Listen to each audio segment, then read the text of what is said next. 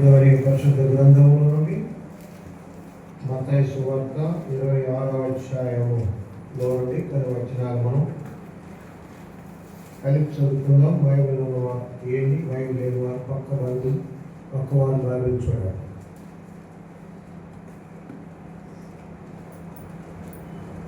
ఇరవై 26, 27, 28, 29 వచనాలు అందరం కలిపి చూడాలి. వారు భోజనం చేయించగా యేసు ఒక రొట్టె పట్టుకొని ఆయన ఆశ్రయించి విరిచి తన శిష్యులకు ఇచ్చి, మీరు తీసుకొని తినడి, ఇది నా శరీరం అని చెప్పాను.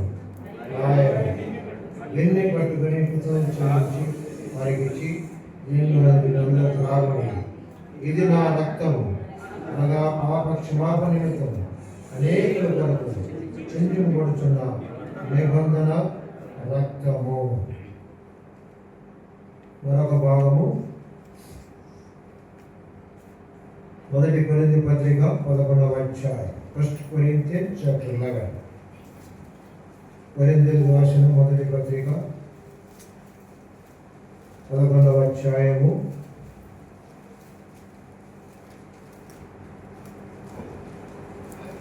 23 నుండి మనము 28 వరకు మార్చు అవుతాం. ఒక వచనం నేను చదువుతాను, రెండవ ఉత్తర ప్రచుత రీతిగా ఈ భాగాన్ని మనం ప్రార్థనాపూర్వకంగా చదువుకుంటాం.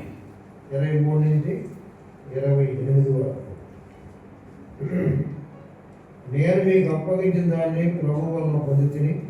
ప్రభువైన యేసు తాను అప్పగింపబడిన రాత్రి ఒక రొట్టెను ఎత్తుకుని కృతజ్ఞతలు చెల్లించి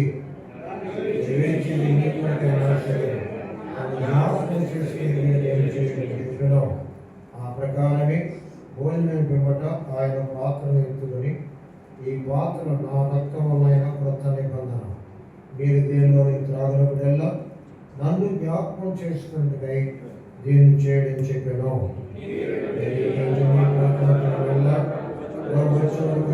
ప్రచురించగలరు. కాబట్టి ఎవడ యోగ్యముగా ప్రభు యొక్క రొట్టెను తినను లేక ఆయన పాత్రలోని త్రాగును, వాడు ప్రభు యొక్క శరీరమును గురించి రక్తమును గురించి అపరాధేయుడు.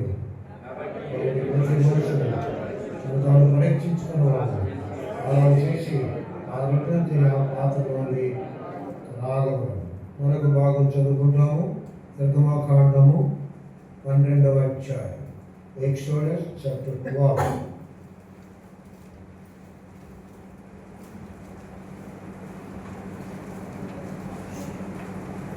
నిర్గమకాండము 12వ అధ్యాయం.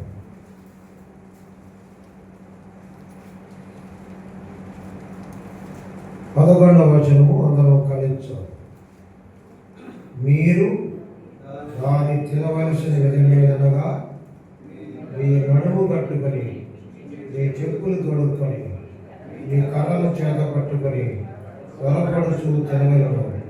అది యెహోవాకు పస్క బలి. 1 కొరింథీ పత్రిక 5వ అధ్యాయం. 1 Corinthians chapter 5 verse 7. 1 కొరింథీ 5వ అధ్యాయం 7వ వచనం. మీరు చదవండి అందరూ. మీరు గురిపిండి లేనివారు కనుక రక్తమంతా ఒకటై ఆ పాత్రమైన గురిపిండిని తీసి పారవేయుడు. ఇంతేకాక క్రీస్తు అను మన పస్కా పశువు వధింపబడెను. చాలు, చిన్న ప్రార్థన చేసుకుందాం. ప్రభు సహాయపడకు. ప్రభా, ఇంతవరకు ఆరాధనలో మాకు సహాయపడ్డారు. ఆరాధించగలిగిన వారికి స్తోత్రం. వచ్చినటువంటి పాతవారు కొత్తవారు కనుక ఈ బలము ఇక్కడ మరి యెరూషలేములో వీళ్ళను ప్రారంభం చేస్తున్నాము. మీరే దాన్ని ప్రారంభించడానికి సహాయం చేయండి. దేవా, కనికరించు. మీరు రాకడ పర్యంతం మేము దీన్ని చేయాలని మీరు చెప్పారు. నేను ప్రారంభిస్తున్నటువంటి ఈ ఆరాధన బలతో కూడినటువంటి ఆరాధన మరి మీరాకడ వరకు కొనసాగినట్టుగా మీరే దీవించుకొని మరి కావాల్సిన మాటలు, యోగ్యంగా పాల్పొందడానికి అవసరమైన మాటలు నాకు మాకు అనుగ్రహించుకొని ఈ దాసుని నన్ను జ్ఞాపకం చేసుకునండి, మరుగుపరచండి. 21:9 ప్రకారం ఇదిగో నీ నోట నా మాటలు ఇచ్చిందన్నారు. కాబట్టి మాకు అవసరమైన మాటలు నా నోట నుంచి నన్ను నీ నోట గురుగా వాడుకున్నాను. కొందరు రక్షణ లేని వారు రక్షణ పొందినట్టుగా రక్షణ ఉపదాల రక్షణ పొందని మేము మా జీవితాలను సరిచేసుకుంటాము. నీ బలలో ఏకంగా పాలు పొందగలగా ఏకంగా పాలు పొంది సిద్ధపరచుకున్నాను. యేసు ప్రభువారి నామములో ప్రార్థించి వేడుకొనుచున్నాము తండ్రి, ఆమేన్.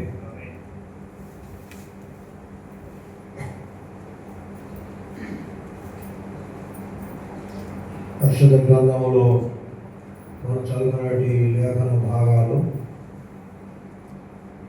క్రీస్తు ప్రభు యొక్క శరీరము రక్తము గురించి యేసు ప్రభు వారి సాదృశ్యంగా అప్పుడు రొట్టెను తీసుకొని ఇది నా శరీరము, మీరు దీనిలో తీసుకుని తినండి. అతని పాత్ర ద్రాక్ష పాత్ర తీసుకొని ఇది నా రక్తము, దీంట్లో త్రాగండి అంటూ వచ్చారు. యేసు ప్రభు ఈ లోకానికి వచ్చింది మన పాపాల కొరకు ప్రాయశ్చిత్తార్థముగా రక్తమంతా చిందించి తన ప్రాణాన్ని పెట్టడానికి ఆయన వచ్చారు. రాజ్య సువార్త ప్రకటిస్తే కొంతమంది శిష్యులు అనుకున్నారు, యేసు ప్రభువు ఇక్కడ రాజ్యం స్థాపిస్తాడు, ఆయనతో కూడా మేము కూడా పరిపాలన చేస్తామని అనుకున్నారు. ఎప్పుడైతే నేను చనిపోనంటున్నాను అని చెప్పాడు, అధిపతులు నాయకులు నన్ను చంపుతారు, నేను చనిపోతాను, సమాధి చేయబడతాను, తిరిగి లేస్తానని ప్రభు చెప్పడం ప్రారంభించాడు. అనేక మంది శిష్యులు వెనకంజ వేసినట్టుగా లేఖనాలు మనం చదువుతున్నాం. అని మనం చెప్పుకుంటా టైం సరిపోదు. అయితే ప్రభు వచ్చింది మన కొరకు ప్రాణం పెట్టడానికి వచ్చాడు. ఎందుకంటే రక్తం చెందింపబడగా పాప క్షమాపణ కలుగుదని వేదాలు చెప్తున్నాయి. బైబిల్ గ్రంథంలో Hebrew 9:22 ఉంటుంది. చదవడం Hebrew 9:22. Hebrew 9:22. మరియు ధర్మశాస్త్ర ప్రకారం సమస్త వస్తువులను రక్తము చేత శుద్ధి చేయబడినని, రక్తము చిందింపబడగా పాప క్షమాపణ కలుగదని సామాన్యముగా చెప్పవచ్చు. సరే, వేదాలు కూడా అదే మాటలు ఉన్నాయి, అది మనం ఎక్కువ చెప్పుకోకర్లేదు. రక్తములో ప్రాణం ఉంది. ఎప్పుడైతే రక్తము చిందించబడుతుందో ప్రాణం పోతుంది. ఇలా రక్తములో ప్రాణం. కాబట్టి రక్తం అనేది ప్రాయశ్చిత్తాన్ని కలిగిస్తుంది. మరి యేసు ప్రభువు అనే పేరుతో దేవుడి లోకానికి వచ్చారు. సృష్టికర్త అయిన దేవుడు, పరిశుద్ధుడైన దేవుడు ఈ లోకానికి మన కొరకు ప్రాణం పెట్టడానికి వచ్చాడు. దేవుని వాక్యంలో 49వ కీర్తనలో ఉంటుంది. Psalm 49 49వ కీర్తనలో ఇలాగ ఉంటుంది. నేను చదువుతాను, రైతు బైబిల్ చూడండి, లేని వారు ఒకవేళ వినండి. 7, 8, 9 వచ్చిన ఎవడను ఏ విధము చేతను తన సహోదరు విమోచింపలేడు. వాడు కొల్లు చూడక నిత్యం బ్రతకనట్లు వారి నిమిత్తము దేవుని ప్రాయశ్చిత్తము చేయగలవాడు ఎవడను లేడు. వారి ప్రాణ విమోచన ధనము బహు గొప్పది, అది ఎప్పటికీ తీరక అట్లుండవలసినది. ఎవడు ఎవరి చేత కూడా తన సహోదరుని లేక సహోదరుని లేక ఎవరిని కానీ బిడ్డలు కానీ విమోచించలేరు. వాడు కొల్లు చూడక నిత్యం బ్రతకనట్లు వారి నిమిత్తం ప్రాయశ్చిత్తము దేవుని సేవలో ప్రాయశ్చిత్తం చేయగలడెవడను లేడు. అక్కడ 9వ వచనంలో ఉంది, వారి ప్రాణ విమోచన ధనము బహు గొప్ప. తెలుగులో ప్రాణం ఉంది కానీ ఆత్మ విమోచన, redemption of the soul is so great అని ఉంటుంది ఇంగ్లీష్లో.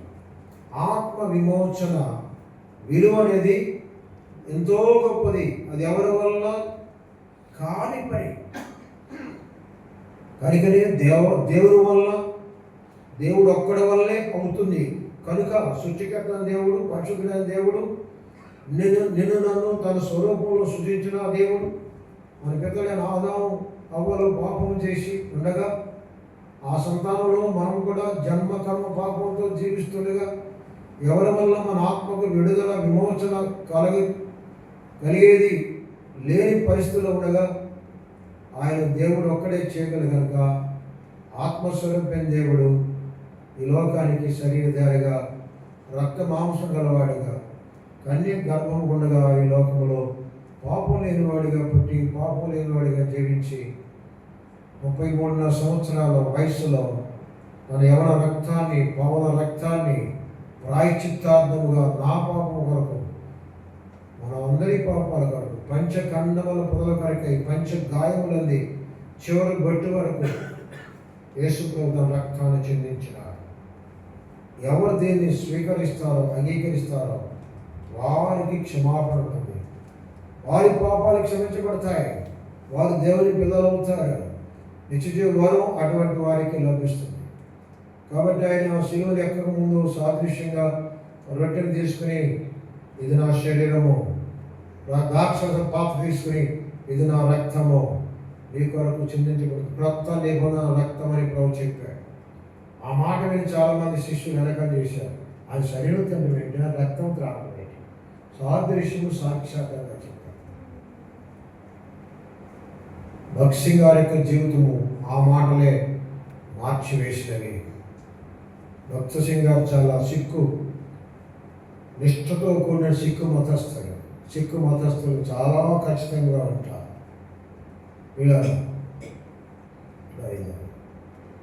నేను కూడా మరి ఆ నార్త్లో ఆ ప్రాంతంకి వెళ్ళినప్పుడు వాళ్ళ ఆరాధన ఎట్లా జరుగుద్దో అనేది కొన్ని విషయాలు వింటూ వచ్చాను.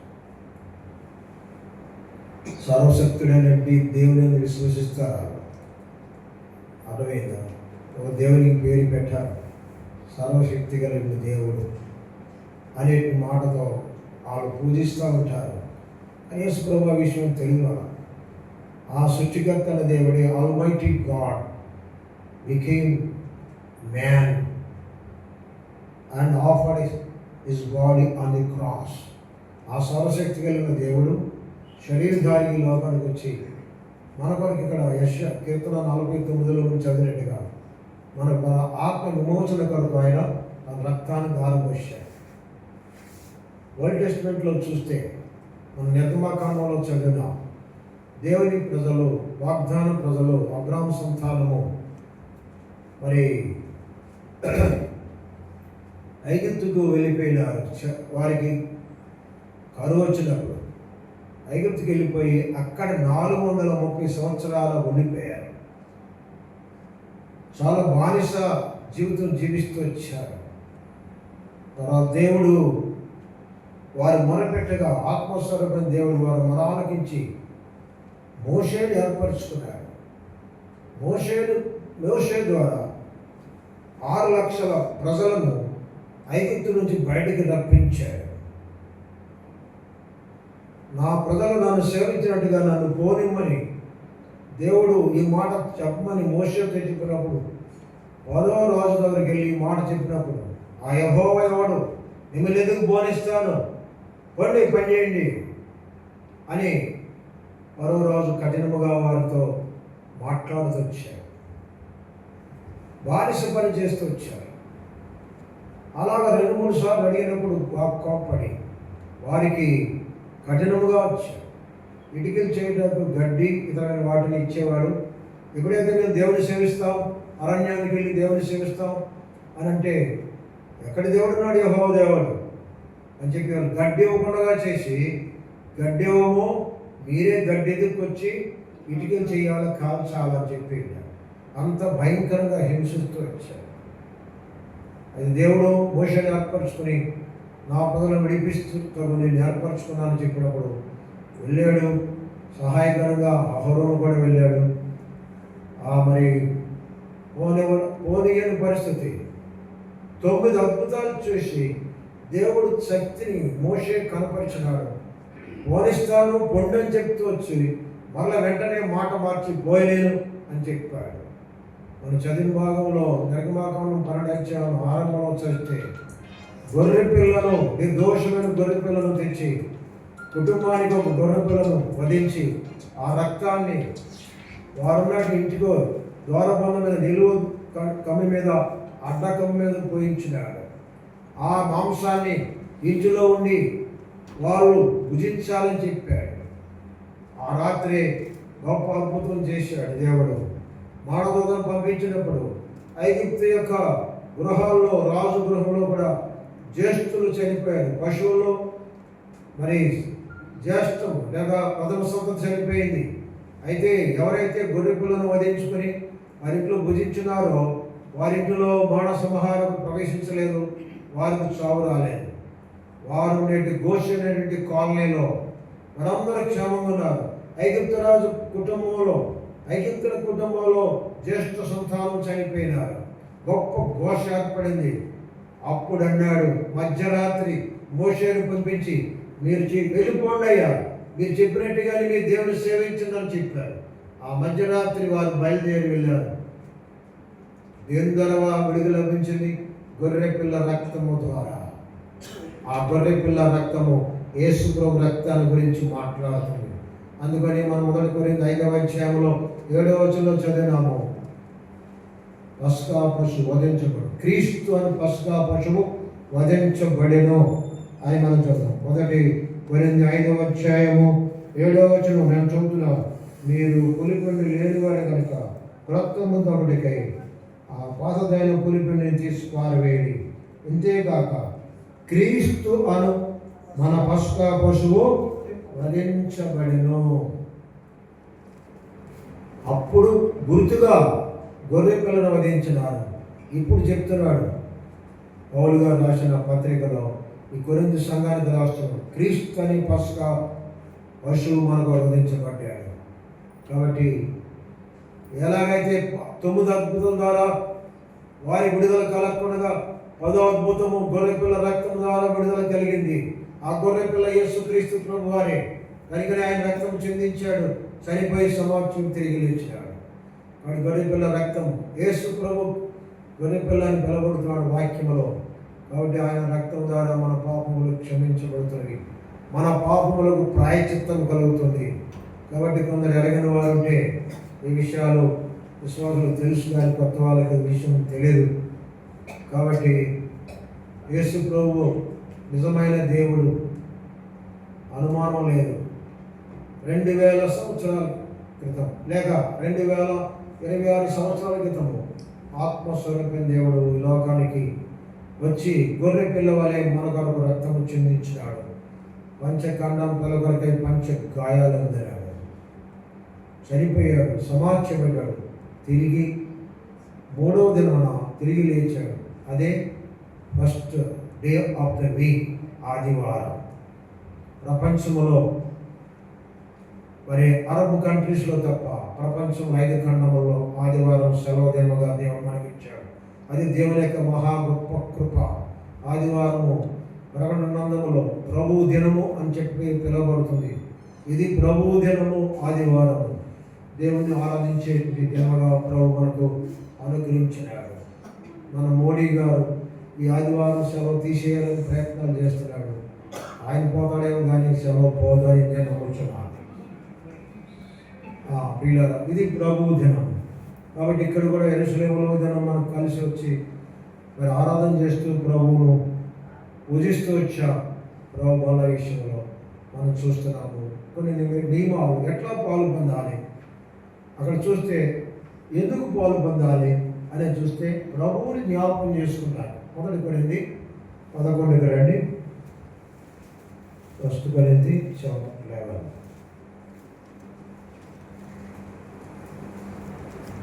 11వ అధ్యాయంలో ఇక్కడ మనం చూస్తున్నాం 24వ వచనం, verse 24. దానిని విరిచి ఇది మీ కొరకైన నా శరీరము, నన్ను జ్ఞాపకం చేసుకున్నట్టుగా దీన్ని చేయాలని చెప్పాను.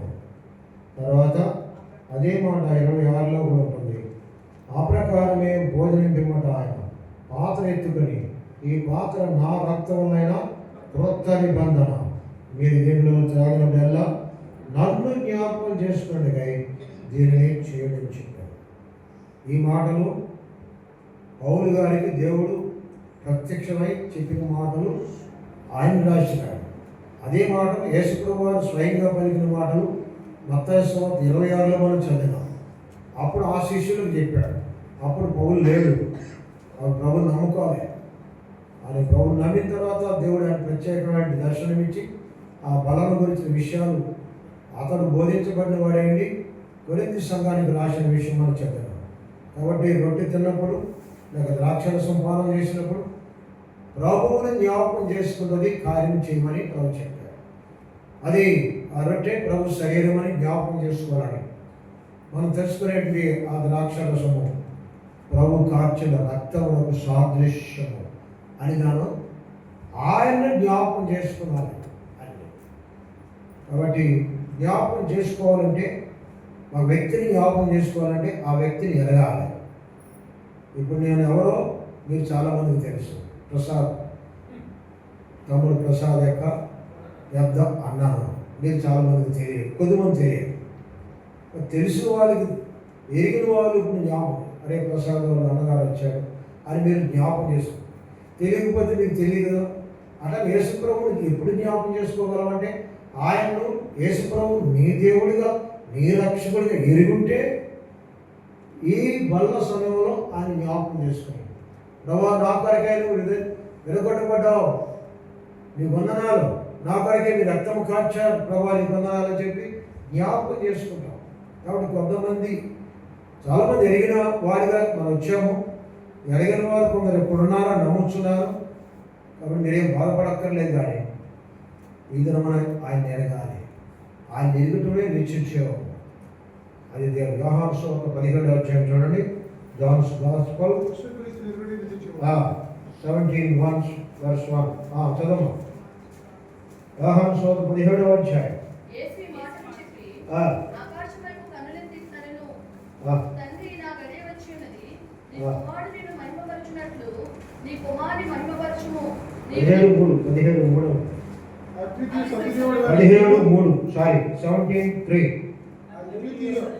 అద్వితీయ సత్యదేవుడు నిన్ను నీవు పంపిన యేసుక్రీస్తును ఎరుగుటయే నిశ్చయ. కాబట్టి లోకానికి పరలోకం నుంచి మానవుడిగా యేసుక్రీస్తు నా పేరుతో పంపబడిన యేసుక్రీస్తును ఎరుగుటయే నిశ్చయం. కాబట్టి ఎరిగిన వ్యక్తిని మనం జ్ఞాపకం చేసుకుంటాం, ఎరగిన వ్యక్తిని మనం జ్ఞాపకం చేసుకోలేము. కాబట్టి ఎవరైతే యేసుప్రభువుని ఎరగలేదో నేను మనవి చేస్తున్నాను. ఇలాగా ఇందాక ఆరాధన వర్తమానంలో కూడా మనం వింటూ వచ్చాం. సమరయ స్త్రీ ఎరగని మెస్సయాను ఆరాధన చేస్తున్నారు. మేము ఆరాధన చేస్తున్నాం ఆ కొండ మీద సమరయంలో, మీరు యెరూషలేములో ఆరాధన చేస్తున్నారని చెప్పి నేనట్లా చాలా కాలం జీవించిన ఎరగకుండా ఆరాధించినాను. అయితే నా 17వ ఏట భీమవరంలో నేను కాలేజీ చదువుతున్నప్పుడు ప్రభు సియోను మందిరానికి దేవుడు నడిపించి అక్కడ ఆరాధన చేస్తున్న సందర్భంలో ప్రభువును దర్శించినాడు. మళ్ళా 3-4 వారాలకి ప్రభువును దర్శించి నేనెంత వేషధారణో ఎంత పాపాత్మనో నాకు చూపించి నా పాపం లోపుగానగా ప్రభువును అంగీకరించగా ప్రభువును క్షమించి నన్ను ఆయన బిడ్డగా అంగీకరించినాడు. తిరిగి ఆయన ఉద్దేశం ప్రకారం తిరిగి నా విద్య ముగించే సమయంలో తన సేవకు పిలుచుకున్నాడు. హైదరాబాదు భక్సింగా గారికి తీసుకెళ్ళాడు. ఇందాక భక్సింగ్ గారి గురించి ఒక మాట చెప్పారు.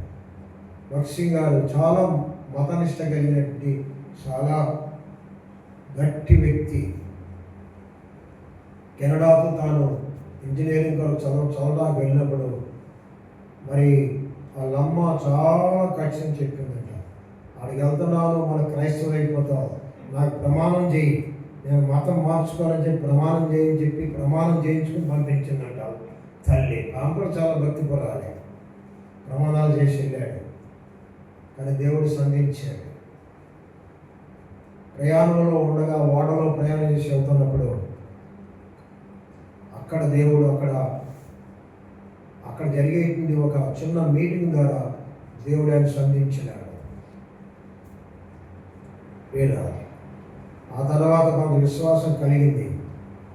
ఆయనకి బైబిల్ ఇస్తే అంతకుముందు బైబిల్ చింపివేసినాడు. తర్వాత ఇప్పుడు దేవుడు ఆయన సంధించినప్పుడు వాక్యం చదువుతుంటా ఉంటే ఈ మాటలే ఆయన జీవితాన్ని సంధించి, ఇది నీ కొరకై వెలువబడిన నా శరీరము, పాప క్షమాపణ నిమిత్తమై కార్చిన రక్తము అనే స్వరము భక్సింగ్ గారికి ఆ దినాల్లో ఎంతో తేటగా వినబడిందంట. అయ్యో, ఈ దైవ గ్రంథాన్ని నేను మొక్క చెప్పాలిగా చిమ్ము పారేశాను. యేసు ప్రభువు నా కొరకే వెనకట్టబడ్డాడు, ఆయన శరీరం నా కొరకే వెనకట్టబడింది, ఆ రక్తము నా పాప క్షమాపణ కొరకై కార్చబడిందని గ్రహించి ఆయన కూడా తన పాపాలు ఒప్పుకొని యేసు ప్రభువుని అంగీకరించి ప్రభువుని నమ్మిన బిడ్డ అయినాడు. మన విద్య ముగించుకున్న తర్వాత దేవుడు ఆయన సేవకు పిలిచాడు. అది చెప్పాలంటే చాలా కష్టమైన విషయం. ఎన్నో సాగులు చెప్తే దేవుడు విడిచిపెట్టలే. నువ్వు ఇండియాకి వెళ్ళి నా సేవ చేయమని చెప్పినప్పుడు అనేక షరతులు పెట్టుకొని దాని ప్రకారం తాను ఇండియాకు వచ్చి సేవ ప్రారంభించారు. ఇలా అంతకుముందు ఏర్పడినటువంటి ఈ యొక్క నియమాలన్నీ కూడా క్రైస్తవంలో పాతగిరిపోయి ఈ ఆరాధన అనేది నామకార్థంగా అయిన పరిస్థితులు ఉండగా అపోస్తలుల 2వ అధ్యాయం 42వ వచనం ప్రకారం ఆయన ప్రభు బల్లను ప్రారంభించారు. చూడండి, అపోస్తలుల 2వ అధ్యాయము 42వ వచనం చదవండి. వీరు అపోస్తలుల ఉపమతి యందును సహవాసమందును రొట్టె విరుచుటి యందును ప్రార్థన చేయటి యందును ఎడతెగక సంఘం ఏర్పడిన కాలంలో ఈ జరుగుతూ వచ్చినాయి. రాను గాను అవన్నీ పాతగిలిపోయినవి. కానీ దావీదు భక్సింగ్ గారిని లేపి ఆ వాక్యం ద్వారా దర్శనంగా దేవుడానికి ఇచ్చి అది ప్రారంభించారు. మారు మనసు పొందిన వారికి బాప్తిసం ఇస్తూ వచ్చారు. బాప్తిసం పొందిన వారిని ఈ క్రమాన్ని పాటించాలి. అపోస్తలుల బోధ, సహవాసము, రొట్టె విరుచుట, ప్రార్థన చేయటం, ఈ 4 యందు ఎడతెగకుండాలని దేవుడు ఆయనకి ఇచ్చిన దర్శనం ప్రకారం అది ప్రారంభించి కొనసాగుతూ వచ్చింది. కాబట్టి పిల్లరా, ప్రతి ఆదివారం ముఖ్యంగా ఆరంభంలో ఇంటింటి కూడా రొట్టె విరుస్తూ వచ్చారు పిల్లరా. కానీ ఆ తర్వాత నుండి ప్రతి ఆదివారము రొట్టె విరుచుట ప్రారంభిస్తూ వచ్చారు.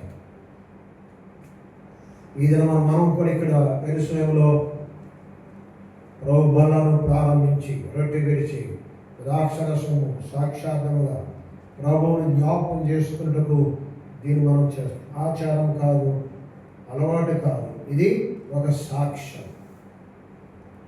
అందుకని మనము నిర్గమాకాండం 12లో చదువున్నాము. ఎట్లా పాలు పొందాలి మనం?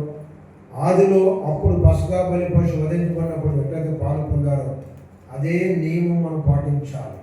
రండి, నిర్గమాకాండము 12వ అధ్యాయం, ఎక్సోడస్ చాప్టర్ 12, నిర్గమాకాండం 12:11 చదువునా.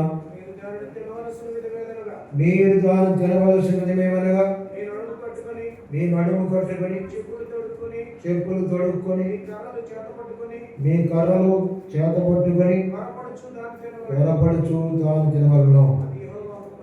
అది యెహోవాకు పస్కా బలి. మొదటి గురించి 5:7లో చదివినాం.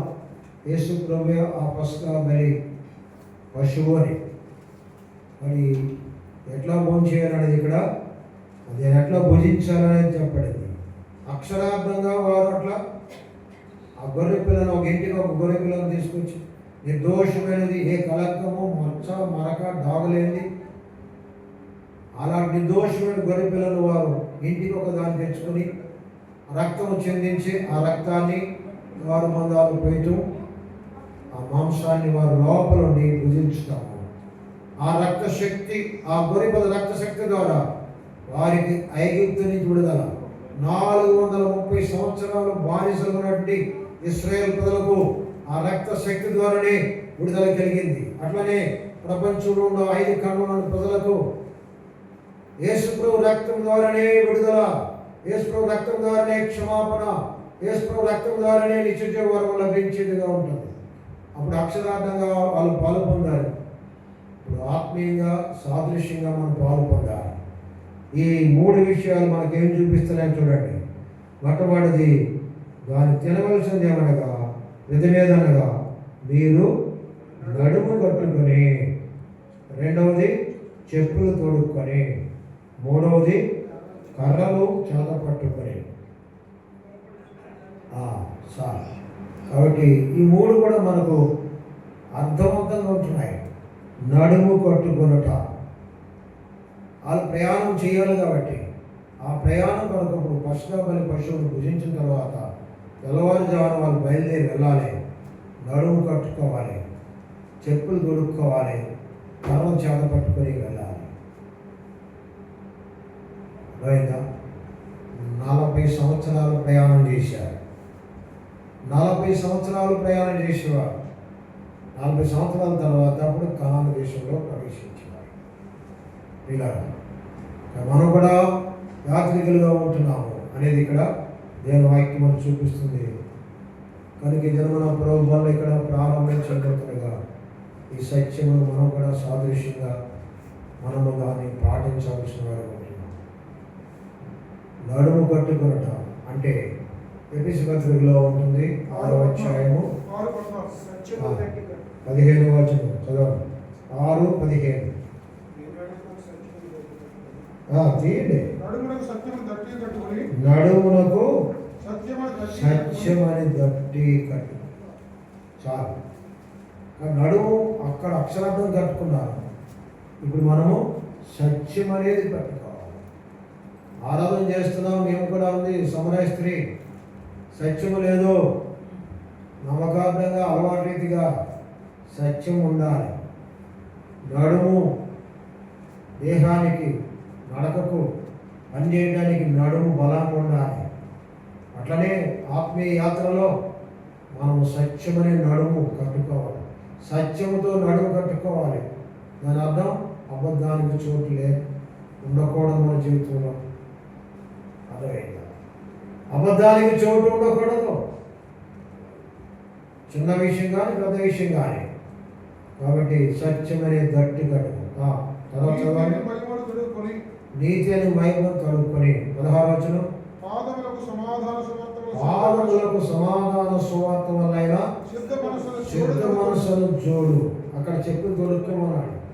ఇక్కడ ఏం చెప్తున్నాడు? ఆత్మీయంగా పాదములకు సమాధాన సువార్త వల్ల సిద్ధ మనసు అనే జోడు. కాబట్టి ఏం జోడు? సమాధాన సువార్త వల్ల సిద్ధ మనసు అనే జోడు. ప్రభు నమ్మినామని చెప్పిన తర్వాత బలవంతం కాదు, ఇష్టపూర్వకంగా ఆయన సేవ చేయాలి, ఇష్టపూర్వకంగా ఆయన ఆరాధించాలి, ఇష్టపూర్వకంగా సువార్త ప్రకటించాలి. దేవుడు ఇచ్చిన పని పంపిన చోటికి మనం ఇష్టపూర్వకంగా వెళ్ళాలి. బలవంతాన్ని కాదు, ఇష్టపూర్వకంగా సిద్ధ మనసు అనే జోడు కొడుకుని వెళ్ళాలి. తప్పని కుమారుడు మారు మనసు పొంది పశ్చాత్తాపం తిరిగి వచ్చిన తర్వాత విందు ఏర్పాటు చేసినాడు తండ్రి. మనకు తెలుసు లోకా 15లో పిల్లరా ప్రశస్తోత్రం ఇచ్చాడు, ఉంగరం పెట్టినాడు, చెప్పులు తొడిగించాడంట. చెప్పులు ఎందుకు తొడిగించాలా? అక్కడ పాఠం ఏంటి?